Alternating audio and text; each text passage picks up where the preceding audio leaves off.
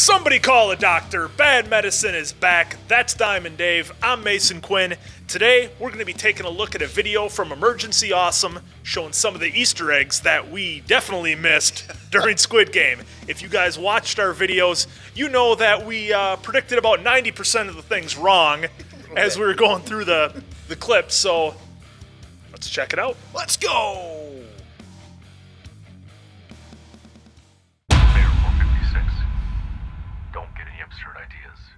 Just get on that plane. It's for your own good. Nope. Jihan's like, nope. Welcome back, everyone. This will be my full Netflix Squid Game video for the ending, all the Easter eggs. There's so many WTF moments and references that we have to talk about. It is probably one of the best, most messed up things that you will watch all year long. If you're brand new to the channel, be sure to subscribe to get all the videos. And big spoiler warning for everything that happened on Squid Game if you have not seen the episodes yet. There's so many messed up things that we have to talk about, so many clues that foreshadowed all the big twists. They actually did a really good job of setting up and foreshadowing everything that was revealed in the last couple of episodes. But we'll just start with the ending. So there are two concurrent storylines during the series. The main character who's playing inside the games themselves, and then the police officer who's infiltrated the island trying to find his long-lost older brother. The sixth and final game that they're forced to play is the Squid Game itself, paying off that opening scene from the very first episode. Like, literally the first couple of minutes of the series is them as children. If it wasn't clear, these are the main characters playing the Squid Game as little kids. Honestly, the opening scene was meant to be a metaphor for the entire series and foreshadow everything that was going to happen, and foreshadow the big twist with the old man and the real reason why he created the games in the first place with the other rich businessmen. To give everyone a chance to feel alive, to enjoy themselves, but just doing it in the most extreme WTF way possible. Have a chance to feel powerful, and like they actually had a chance at winning.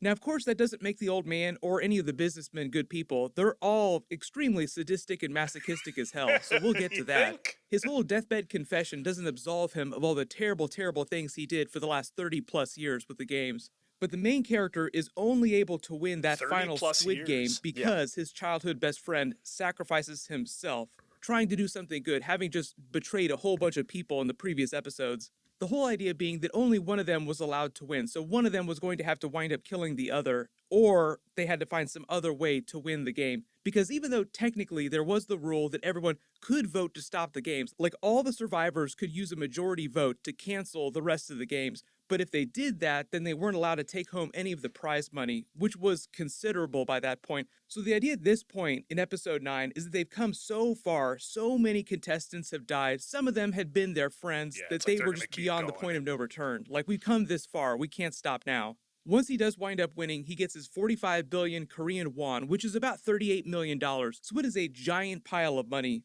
And just like the police officer in the other storyline, he eventually learns the real truth of the games, who was behind them, why the games existed in the first place, and what it all means. The police officer had come to the island after finding a Squid Game business card amongst his brother's belongings, trying to find him, just believing that he had disappeared and fallen off the face of the earth. See, when he I found didn't know his what brother's the story was Squid with Game the other business guy card, in the white and blue shirt that he had with him. I was like, well, was that just some dude he's bringing in to be processed, or who's this guy? You know, essentially, yeah.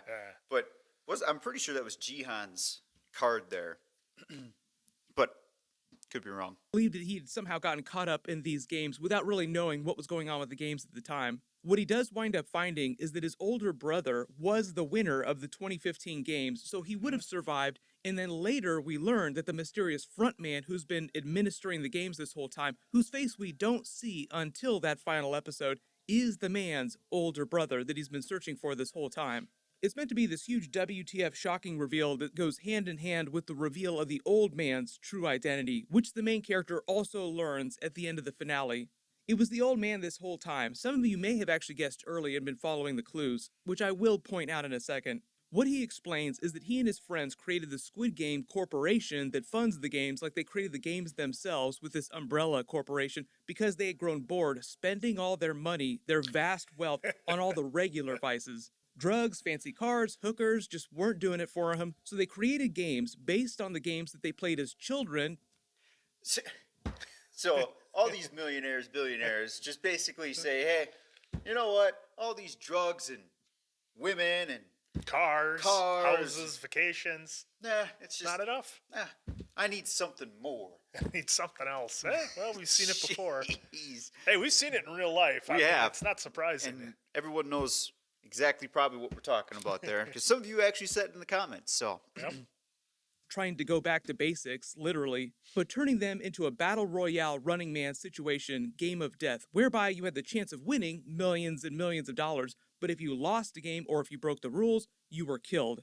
But the old man reveals that he had entered the games himself because he was getting ready to die, which he does in the finale, but he had wanted to have one last chance at enjoying himself, one last big thrill before he goes out, which he did successfully several times. Like I said, there were several clues and Easter eggs that foreshadowed the big reveal of his identity, but the actual episode itself ends on a cliffhanger, despite the fact that the creator said that he didn't initially plan for a season 2, and Netflix, as of right now, hasn't ordered it yet, even though they claim that within the... Which I think that the way this ended, you could leave it open-ended like that and be fine, and people can kind of fill it in with their own thoughts. I don't think you necessarily need a season 2, but obviously everybody wants it. oh yeah, in our comments too, a lot of people are saying, well, there's a handful for sure saying I'm cool with if they don't come back with season 2, and then there's some that some are trying to set a real expectation too of like, hey, the bar is set so high with season 1, Right. that if there is a season 2, like everyone should kind of temper their expectations because it's not going to be gray. It's going to be black and white for sure for a difference. Because we're talking outer space bar set right here. Because it was so different and so over the top. Now that everybody knows what it is, I think the show would almost have to be almost completely different. Almost, yeah. Because what are you just going to have more sick sadistic games? You really can't. You could, but now it has to be kind of in the background instead of, in the front. Yeah, I think it's kind of like the Saw and the Hostel thing, where these movies were so groundbreaking when they came out to a point that the sequels just, they didn't hold up as the originals because we had already had the shock value. Yeah, even adding new games and those twists, it's almost like they have to, in season 2, it's like in acts 1, 2, and 3, they almost have to kind of be like, all right, maybe we just kind of show a little bit here because they just said in here 30 years worth of these games. Yeah. That's a lot of death. It is. It's a lot of people. Jeez.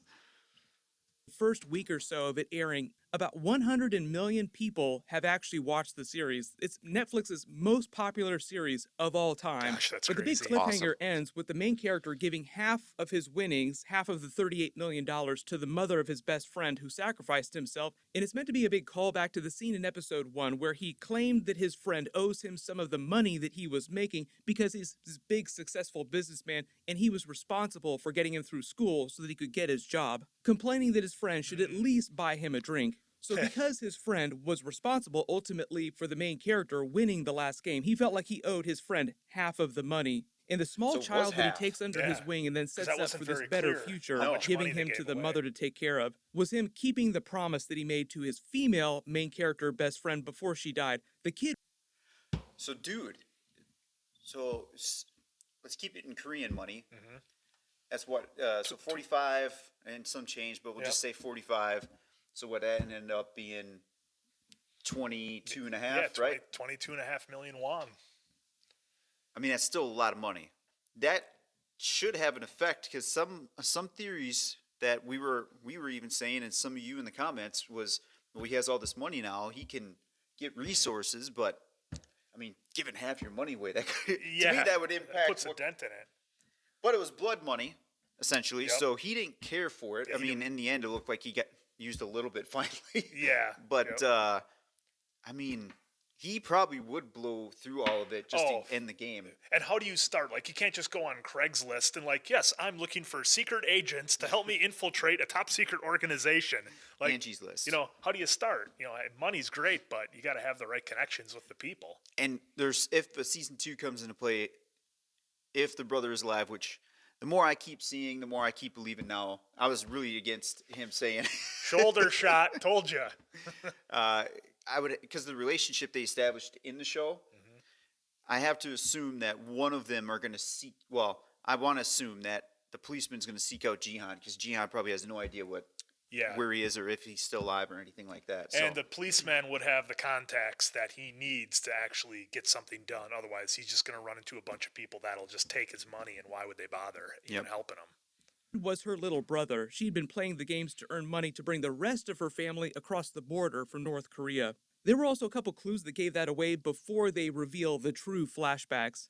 But the main character is getting ready to visit his daughter, who's finally moved to America. But as he heads to his plane, he sees the recruiter from episode 1 trying to convince another poor soul to enter a new round of the Squid Games and tries to stop him from entering. He takes the Squid Corp business card from him so that he can't enter the games. And as he boards his plane, he has a change of heart and decides to put the people behind the games corporation on notice, claiming that he's going to take them down. That's why he says, I can't forgive you for the things that you've done. And they just keep telling him, player 456, please just get on the plane. It's for your own good. And then it just slams to black. Boom, cliffhanger. So obviously the first big twist reveal, the identity of the old man. There were several Easter eggs that foreshadowed his identity along the way that some of you probably noticed. During the first episode, you noticed that he's contestant number 1. I was so but his blind name, to it. Oh-Il Nam, literally translates from Korean to first man, as in the original man, the man who created the games. You notice starting with the first red light, green light game, and then throughout the rest of the games, he's never once afraid while they're actually playing, seemingly not worried for a second or concerned that he might die, fail, or be killed. It's because he knows what all the games are, because he's watched them for the last 30 plus years, and he knows exactly how to win them. You know, when I first watched that, and I'm curious to see how honest some of you are about it too, to me, the way they set him up, saying, you know, before they entered the game, they talked about the brain tumor and whatnot. Mm-hmm. To me, it was just him being carefree and, hey, if I get tagged, I get tagged. Yeah, he's got nothing to lose at that point. And I think I wrongly predicted that he might have done the games before. Well, clearly that couldn't have happened unless he was in a group that opted out not to do it. So, good point there. You also start to see that it looks like the Frontman is tracking him to help keep him alive when things get really, really crazy. As if the old man is still kind of calling the shots from inside the dormitory. Like during the riot, when he stands up on the bunk and starts yelling after a little while, after a bunch of people had already been killed, the front man takes that as a cue to have the workers stop the riot, finally. During that first game, you also notice that the giant doll that scans everyone for movement doesn't properly scan him the way that it scans all the other people. During the honeycomb game, he also refuses to trade for the umbrella shape, knowing that it would be way more difficult to complete. The marbles game is administered in an exact recreation of the neighborhood that he lived in as a child, and to boot, when he's playing with the main character, he totally messes with him the entire time and then bows out, effectively forfeiting to him, allowing him to continue to the next game. You do hear gunshots around the corner, but you never actually see the workers killing him. Even before the marbles game, he had started to look for a way out of the games because he knew that if he paired up with someone, that only one of them would survive. That's why he goes and sits in the corner when everyone is picking partners. Later, when the policeman also breaks into the front man's apartment and starts going through all the files of the players, he scans through all the contestants, but there's no file on the old man. Yeah. When they're playing the tug-of-war game, it's the old man who tells them the exact way to win. He claims the strategy was one that he used to play the game as a child, winning against much bigger opponents. But it's implied that he actually learned the strategy after watching hundreds of teams play the game the past 30 years. So the other big WTF twist reveal was the identity of the front man being the police officer's older brother that he was searching for. There were several clues and Easter eggs, just like the old man reveal along the way, that revealed the front man's identity. Early on, when the policeman breaks into his brother's apartment to search for clues, he finds several questionable books around his room, like Theory of Desire, a book on surrealist art, just clues that his brother had gone super dark. Something weird was going on with him. Then he finds the Squid Game business card in a box wrapped with a bow that looks exactly like the coffins that the dead contestants were cremated in. In fact, the gift that the main character also gives his daughter in episode 1, a gun-shaped lighter, which itself is kind of a WTF thing to do, was also wrapped in a similar box that looked exactly like the coffins. Later, after the front man discovers the police officer's ID badge that he left behind inadvertently, he stares at it for way too long. And this is long before he's taken his mask off. Obviously, he recognizes his younger brother and orders his minions, then also the other workers, to capture him alive. Later, during the marbles game, there's a huge Easter egg when the two female contestants are bonding with each other, just procrastinating so that they can enjoy some time together before one of them has to die, knowing that one of them will inevitably have to die. She references the 2015 Korean film Inside Men, quoting a line from the film, "Go to Mojito and have a glass of Maldives," literally saying, "Haven't you seen that movie, the one with Lee Byung-Hung?" Like I said, that's literally the That's name of him. the actor playing the Frontman. He's a pretty famous actor, so some of you might have recognized him as the original Storm Shadow from G.I. Joe, The Yep. Good, the Bad, and the Weird, I Saw the Devil. He's been in a bunch of stuff. A lot of One of people the said other that, too. biggest Easter eggs that a lot of you have probably noticed is that all 6 games that the contestants were forced to play were depicted in the tiles around the dormitory walls, meaning that they were shown everything that was going to happen to them from the moment that they entered the room in day 1. See, no, I didn't catch that. I thought they were adding the images as they went through. I thought they were like painting them on there after every episode. I didn't know they were there right away. Yeah, I didn't even know they were there until this scene happened because all the beds are against the wall. Of course, you're not paying attention to what's on the walls, especially when, the focus is on the characters. Right. I'll speak for me. I'm not saying anyone else did that, but for me, I guess, hey, if this ever happens to you guys, make sure you look at the walls. Yeah, check it out.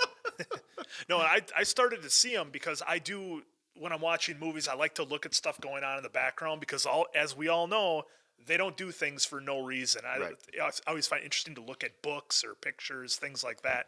So, but like I said, I thought they were adding these as they were doing the games and as they were completing them. I didn't notice them, that they were all there. All they had to do was just pay attention to what was going on around them.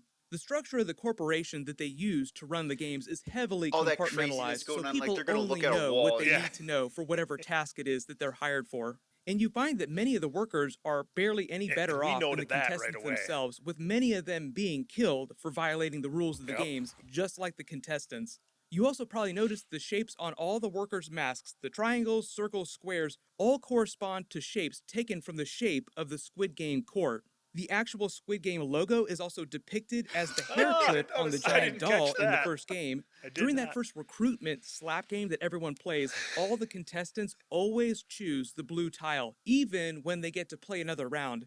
And here's another big one too. Most of the characters who wind up dying big WTF deaths foreshadow their own deaths in really karmic ways. Karma does play a big role in the series. Ali steals from his boss, even though he was owed all that money, but then later winds up being betrayed by Sang-woo, who steals all of his marbles. Deok-soo jumps off a bridge to avoid being killed by gang members, and then later himself dies after stepping off the glass bridge. Didn't even remember Early that. on, the female main character threatens to slash a man's throat, then later dies after Sang-woo slashes her throat. Sang-woo, who had previously tried to kill himself, later saves his friend, the main character, by sacrificing himself. After the group wins the tug-of-war game, Min-yo talks about how powerful she felt leaning back like that, then later gets revenge on Deok-soo for betraying her by leaning back and pulling him over the edge with her. The main character even swears on his own mother's life, then finds that after he's won the game and returned to their apartment, she's died. Some other really cool Easter eggs foreshadowing other aspects of the games. During that first episode, the main character's number 456 is foreshadowed when he wins 4.56 million won at the racetrack. Also during the final episode, he winds up asking that banker to borrow 10,000 won, which is another callback to the time at the racetrack where he tried to get his 10,000 won back from the attendant. Like, hey, could I get that back, please? There's also a really obscure language reference that you probably wouldn't have gotten unless you speak Korean, but the female main character is from North Korea, like I said, but when she's in the games with the other contestants speaking to them, she uses a South Korean accent. When they show the flashbacks revealing her true identity with her younger brother, when she's speaking to him, she uses her true North Korean accent. When the police officer is rifling through all the files on the Squid Game Corporation, he finds that the games actually started in 1988 because that's when the first winner was crowned. And even though the old man dies in the finale, the other businessmen still continue the games as if nothing has changed, and the front man is still alive doing his job.